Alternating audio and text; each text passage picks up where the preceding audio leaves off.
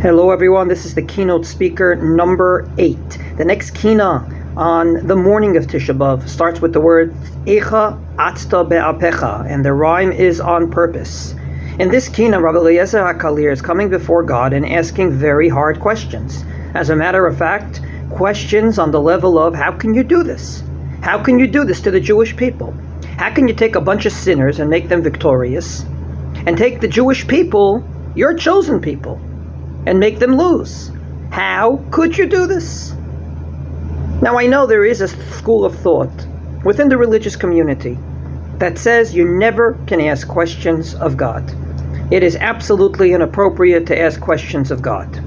There's a second school of thought in the Jewish community that says that you can't usually ask questions of God, but Tisha B'Av is different. Rav Soloveitchik said that on Tisha B'Av we have a matir. We actually have an allowance. We say Eicha, and because we already said Eicha, which means how could you do this, then we're allowed to ask many Eichas on Tisha B'Av, but on Tisha B'Av alone. And there's a third school of thought, and that's the one that I heard from my Rebbe and mentor, Rav Yehuda Amital, Zecher Tzadik Livracha, whose yahrzeit was yesterday, who said in a very, very clear fashion that the very fact that I believe in God means I can ask questions of God.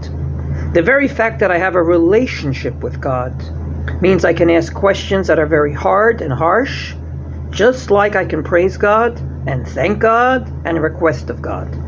In other words, the very fact that we have a relationship with God allows us to ask the questions. If we had no relationship, you don't go up to a stranger and say, how come you weren't nice to me? But rather, you go up to someone that you know.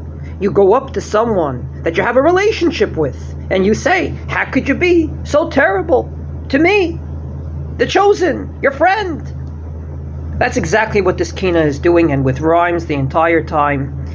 Basically, taking a relationship that exists the entire year and saying, how could you do this? And the very fact that we have a relationship allows us to ask questions.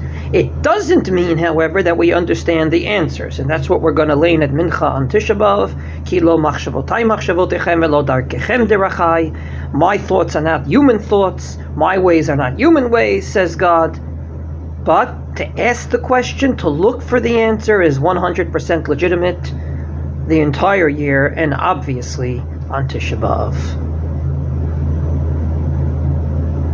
And I'm going to say one more word. When we stop asking questions, I get worried. The fact that Jews ask questions means we have a future, because we have the relationship, and now you just have to go ahead and fix it and nourish it, and God willing, it will become closer and better.